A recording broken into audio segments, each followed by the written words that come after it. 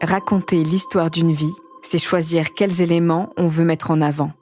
On en laisse certains de côté, on appuie sur d'autres, on dessine le portrait de la personne telle qu'on la voit, mais pas forcément telle qu'elle est. Car c'est surtout l'idée qu'on se fait de cette personne qui reste. Le cerveau a tendance à garder les bons souvenirs et à oublier les mauvais. Éléonore a toujours connu son père malade. Atteint d'une hépatite C, il est parfois très maigre, très fatigué, et à d'autres moments beaucoup plus en forme. Une vie en dents de scie qui joue sur son moral et sur l'image que sa fille a de lui à mesure qu'elle grandit. Attention, cet épisode aborde des sujets sensibles. Pour en savoir plus, reportez-vous au texte de description de l'épisode. Vous écoutez Transfert, épisode 352. Un témoignage recueilli par Louise Nguyen.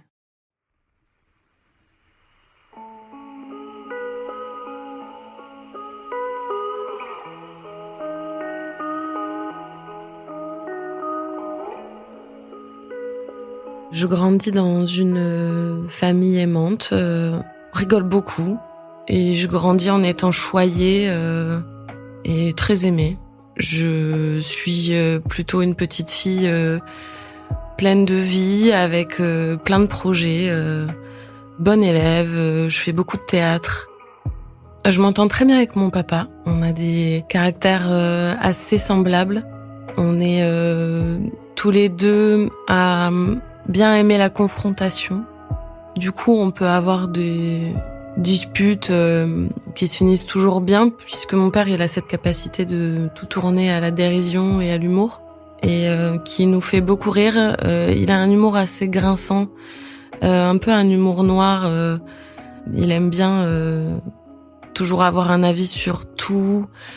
Il a une appétence pour la politique, pour les débats. On chante ensemble, on a des conversations sur le monde et la vie. Sans être fusionnel, on est très en lien. J'ai 6 ou 7 ans quand mon père apprend qu'il a une hépatite C. Il est fatigué depuis un bon moment, sans comprendre pourquoi. Et il fait des analyses qui vont révéler cette hépatite C.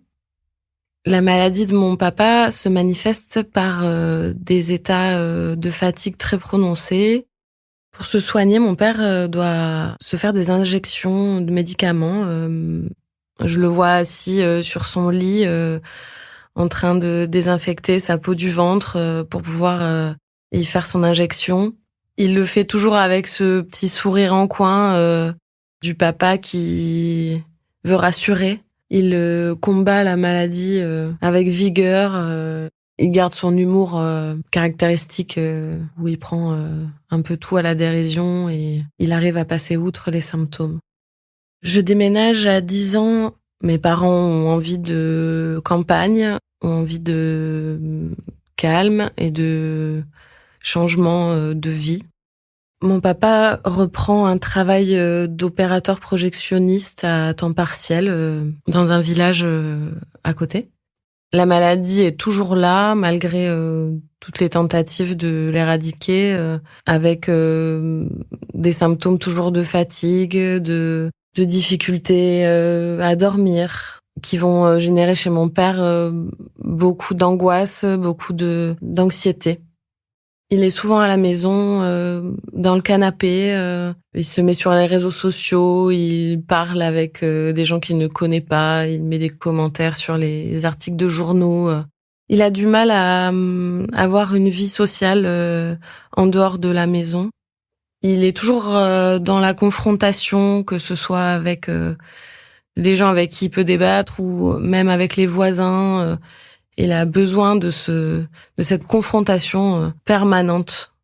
Moi, j'ai besoin de prendre du recul sur cette vie familiale où l'ambiance est un peu lourde parfois. Je le fais en demandant à aller en internat à partir du lycée. Et ça me permet d'avoir un peu d'autonomie dans mon adolescence et d'éviter de me confronter à cette image de mon père déprimé par sa maladie, mais déprimé aussi par sa difficulté à être au monde et à être avec les autres.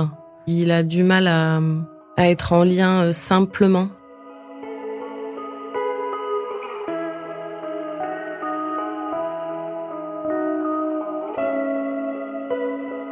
En 2010, je suis en stage d'éducatrice spécialisée et je reçois un appel de ma mère qui m'informe que mon père a tenté de mettre fin à ses jours.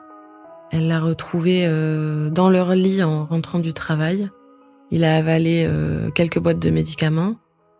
Il est dans un sommeil très profond et les pompiers l'amènent aux urgences. Quand je reçois cet appel, je me sens démunie, triste, un peu étonnée. Je ne pensais pas qu'il en était à ce point-là. Je ne sais pas quoi faire, quoi dire. Ma mère me dit qu'il se réveille et que il nous reproche à mon frère, ma mère et moi de l'avoir sauvé, puisqu'il ne voulait plus vivre. Je me sens en colère qu'il nous reproche de l'avoir réveillé. Je me sens en colère qu'il n'ait laissé aucun mot, aucun message en voulant se suicider. Il nous aurait laissé comme ça, sans rien, sans nous dire au revoir, sans nous dire pourquoi. Donc je suis en colère par rapport à ça. J'arrive à lui dire que je suis en colère qu'il ait laissé aucun message et qu'il peut pas nous laisser comme ça, sans rien dire et nous laisser culpabiliser, nous laisser nous demander pourquoi, que c'est pas possible de faire ça. Après la tentative de suicide de mon père, la vie reprend son cours, le quotidien reprend ses droits et mon père se fait suivre au départ par un psychiatre qu'il voit régulièrement et au fur et à mesure du temps, il y va de moins en moins et il finit par arrêter le suivi, disant comme à chaque fois que ça ne sert pas à grand-chose et qu'il n'y voit pas l'intérêt. Avec le temps, la maladie de mon père ne s'arrange pas, elle s'aggrave plutôt. Il arrive dans une phase où ça devient compliqué au niveau de son foie, où la seule option possible reste la greffe de foie. Il est sur une liste d'attente, donc on attend tous ensemble. Le 21 juin 2015, on est à la fête de la musique avec mon conjoint. Vers minuit, 1h du matin, je reçois un appel de ma mère qui me dit que un foie est disponible pour mon père et que la greffe va se faire en suivant. On va à l'hôpital le retrouver et il est dans un état un peu second, de joie, de stress, d'excitation, voilà, un peu tous ces sentiments mélangés en se disant que s'offre à lui une nouvelle vie, un nouveau foie qui va lui permettre de vivre correctement sans cette hépatite C. Cette nuit-là, on dort pas, on attend de savoir comment ça s'est passé. On a plein de projections pour l'avenir sans cette maladie qui a plombé un peu la dynamique familiale depuis si longtemps. Après l'opération, il reste quelque temps en réanimation. On va le voir un par un. Il est fatigué, il est souriant. Le retour à la maison se passe plutôt bien, avec un autre rythme, une autre dynamique à trouver et à réinstaller à la maison. Il est plein d'envie, il a envie de faire plein de choses avec ce don qu'on lui a fait. Il dit qu'il est heureux et reconnaissant. Il a envie d'en faire bon usage, il a envie de reprendre le cours de sa vie. Et c'est la première fois que je le vois avoir autant de projets d'un coup. Il a envie de faire du sport, il a envie de s'inscrire dans des associations, il a envie de voyager. Il passe l'été dans une espèce d'euphorie. Nous, on l'a rarement vu comme ça avec mon frère et mon conjoint et ma mère. Donc on profite de chaque moment et on se dit que c'est une renaissance pour tout le monde finalement. 1 an après la greffe de mon père, j'apprends que je suis enceinte. Mon père est très ému par cette nouvelle. Il me fait comme à son habitude sa petite caresse sur la tête avec son petit sourire en coin. 2 mois après la naissance de ma fille, ma mère m'appelle un matin et m'apprend le décès de mon grand-père maternel. Elle me raconte comment ça s'est passé la veille. Autour d'un repas de famille, mon père, ma mère et mes grands-parents ont une conversation au sujet de la politique, puisque c'est le jour des élections présidentielles. Une discussion qui s'enflamme entre mon père et mon grand-père. Ils ne sont pas d'accord. Et mon grand-père, dans ce contexte de colère et de débat, finit par s'écrouler. Il fait un arrêt cardiaque. Ma mère, ma grand-mère et mon père essaient de le réanimer. Lui, ils font un massage cardiaque. Mais à l'arrivée des pompiers, il sera déclaré décédé.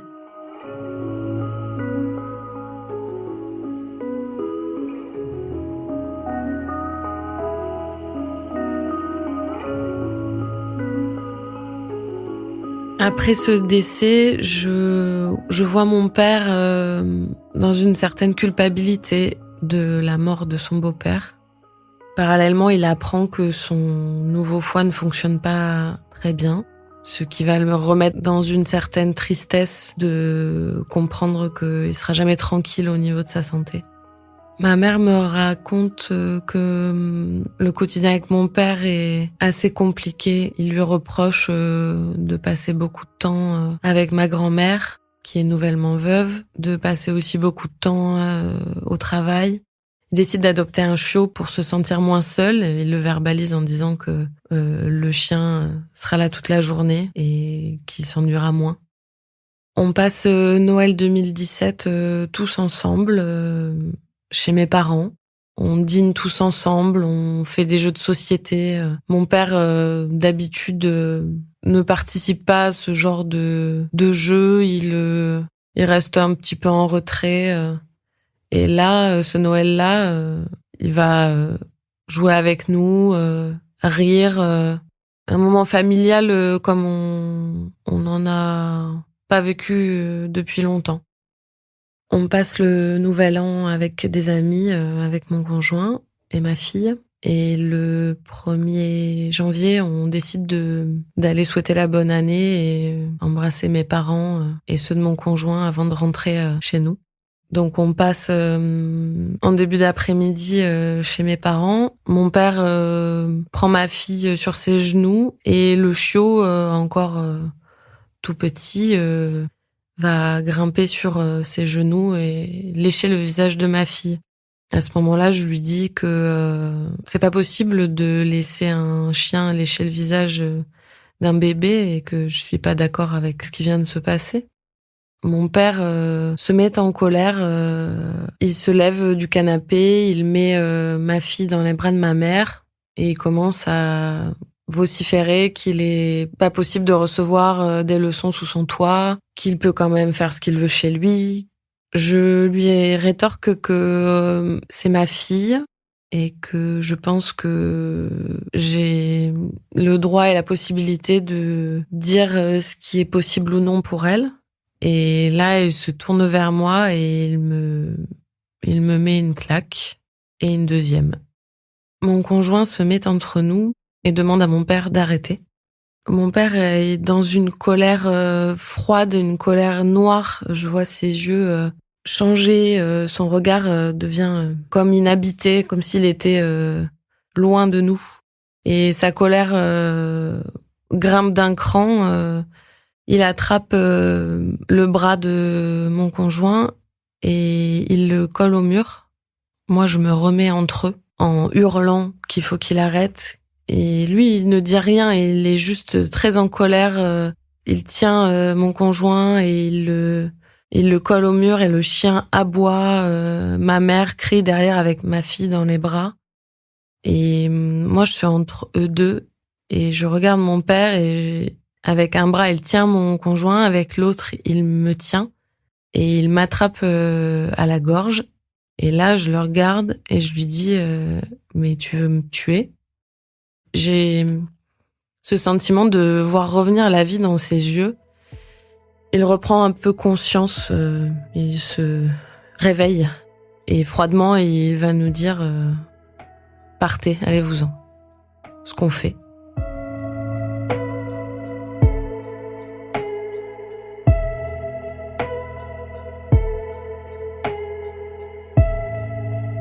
Je récupère ma fille, je lui lance un connard bien sonore et je dis à ma mère de se barrer, qu'il est fou. On conduit jusqu'à chez mes beaux-parents. J'ai besoin de m'arrêter sur la route pour vomir. Je suis dans un état de nerfs et de tétanie. Je sais plus où j'habite.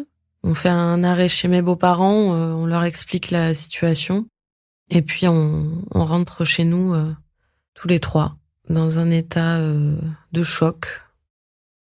J'envoie des messages à ma mère pour savoir comment elle va, comment ça se passe.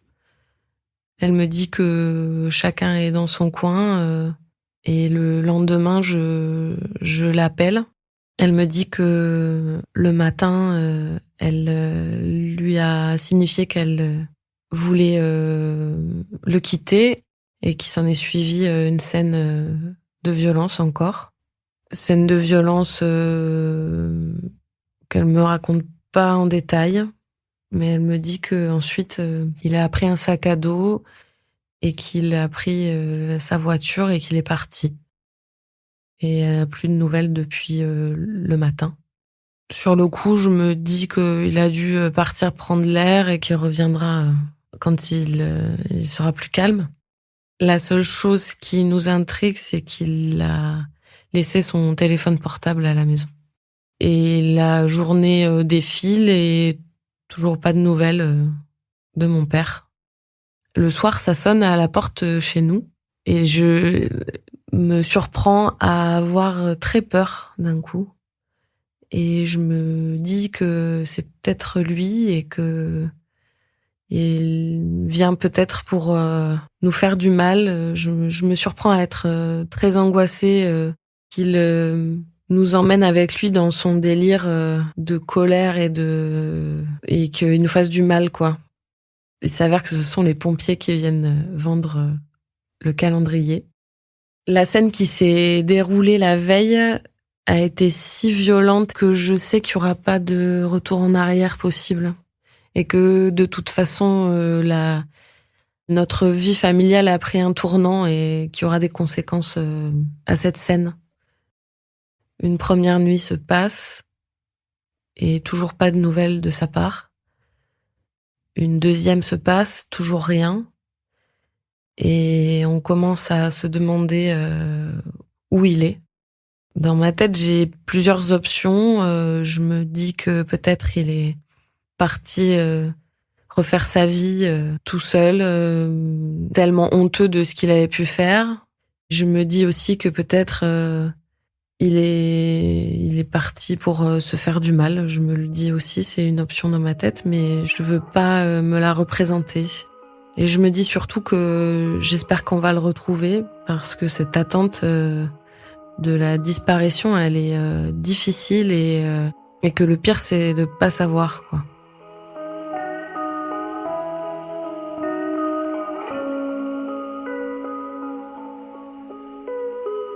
Au bout de 2 jours, on va mettre en place des choses pour le chercher, c'est-à-dire recherche avec un avis de recherche sur les réseaux sociaux. Ma mère va voir les gendarmes pour leur signaler sa disparition. Et on attend. Je culpabilise beaucoup parce que je me dis que quelle que soit l'issue, cette dispute aura été l'élément déclencheur de quelque chose de grave. Donc je suis dans la culpabilité beaucoup et surtout il faut que je prévienne mon frère qui lui n'était pas présent lors de cette scène et qui n'a notion de rien du tout. Et donc il faut que je l'appelle pour lui raconter ce qui s'est passé et également lui dire que papa a disparu et qu'on le cherche et qu'on ne sait pas où il est. Après 4 jours, ma mère m'appelle un soir vers 18h et elle m'annonce qu'on a retrouvé mon père. La question que je lui pose, c'est de savoir s'il est vivant, ce à quoi elle va répondre non. J'ai ma fille avec moi, je suis toute seule avec elle. Je pleure et j'arrive pas à m'arrêter. Ma mère me dit que les gendarmes le retrouvent dans la voiture avec des dizaines de boîtes de médicaments autour de lui. Je prends ça de plein fouet, mais je ne suis pas très étonnée de savoir qu'il a mis fin à ses jours. Je suis étonnée surtout de la quantité de médicaments qu'il a pu utiliser à ce moment-là. Donc quand il est parti de chez lui avec son sac à dos était rempli de boîtes de médicaments en tout genre qu'il avait entreposées pendant un certain temps dans une petite pièce où il mettait les médicaments, que peut-être il avait prévu cet acte-là. On va rejoindre ma mère chez elle. On retrouve mon frère à ce moment-là là-bas. Il y a beaucoup de larmes, beaucoup de colère contre mon père aussi, de s'être mis dans cette situation-là qui a mené à cet acte définitif. Quand j'arrive chez ma mère, elle nous dit à mon frère et moi qu'il y a une lettre pour chacun. Dans cette lettre, il dit qu'il est désolé, il dit qu'il est fatigué, il dit qu'il faut pas que je culpabilise après ce qui s'est passé, que c'est lui qui déraille et que il arrive plus à gérer sa vie, sa colère, son anxiété, et que il préfère que on continue sans lui, que ce sera plus simple pour tout le monde. La lettre, elle permet que je me recentre sur ma tristesse et que je comprenne pourquoi il en est arrivé là. Et cette lettre va être salvatrice pour moi, pour ma mère, pour mon frère aussi, puisque il a laissé un mot à chacun. Et pour ma part, malgré tout, je sais que cette dispute a été l'élément déclencheur de son suicide. Et la culpabilité y est forcément un peu, mais la lettre va permettre que cette culpabilité ne s'ancre pas dans mon deuil. Les semaines d'après, on doit prévoir l'inhumation. Lui, il voulait être incinéré, mais sa mort sur la voie publique ne nous le permet pas, et il va être placé à côté de mon grand-père, ce qui nous fait rire puisque ils étaient toujours en train de se prendre le bec, et on se dit que là, ça va être ad vitam aeternam.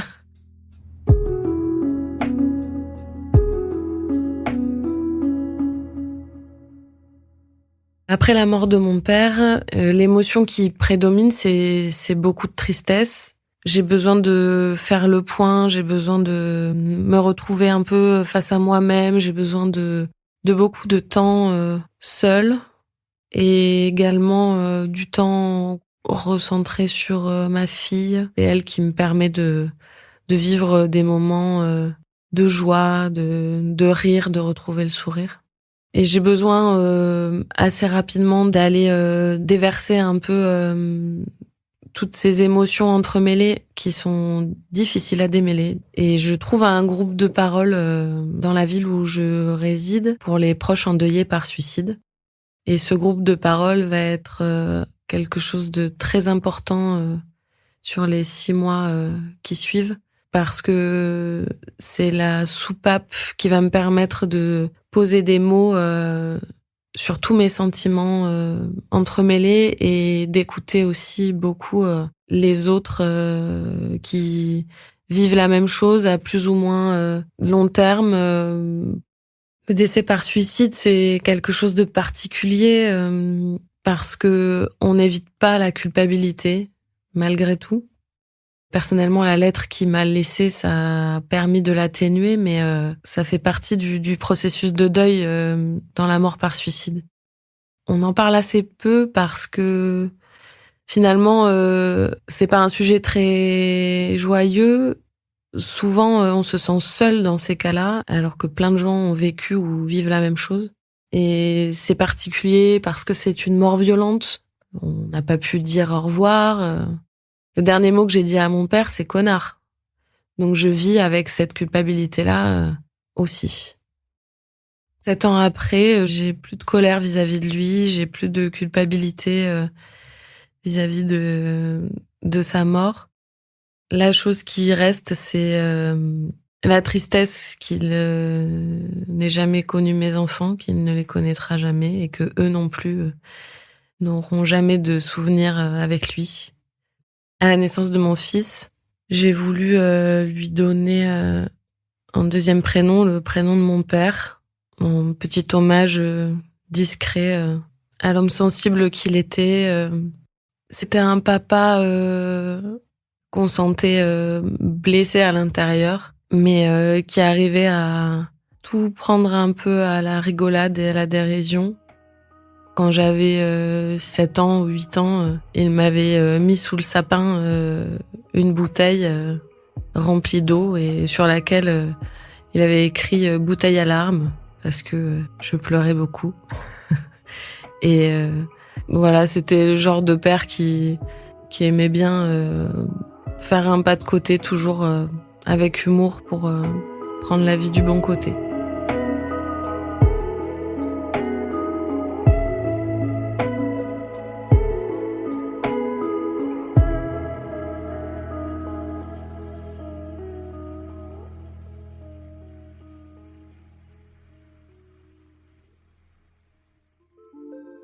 Vous venez d'écouter Transfert, épisode 352, un témoignage recueilli par Louise Nguyen. Cet épisode a été produit par Slate Podcast. Direction éditoriale, Christophe Caron. Direction de la production, Sarah Koskiewicz. Direction artistique, Benjamin Septem-Ours. Production éditoriale, Sarah Koskiewicz et Benjamin Septem-Ours. Chargé de pré-production, Astrid Verdun. Prise de son et montage, Johanna Lalonde. Montage et habillage musical, Victor Benamou. L'introduction a été écrite par Sarah Koskiewicz et Benjamin Septem-Ours. Elle est lue par Aurélie Rodriguez. Retrouvez Transfert tous les jeudis sur slate.fr et sur votre application d'écoute préférée. Découvrez aussi Transfert Club, l'offre premium de Transfert. 2 fois par mois, Transfert Club donne accès à du contenu exclusif, des histoires inédites et les coulisses de vos épisodes préférés. Pour vous abonner, rendez-vous sur slate.fr/transfertclub. Pour proposer une histoire, vous pouvez nous envoyer un mail à l'adresse transfert@slate.fr.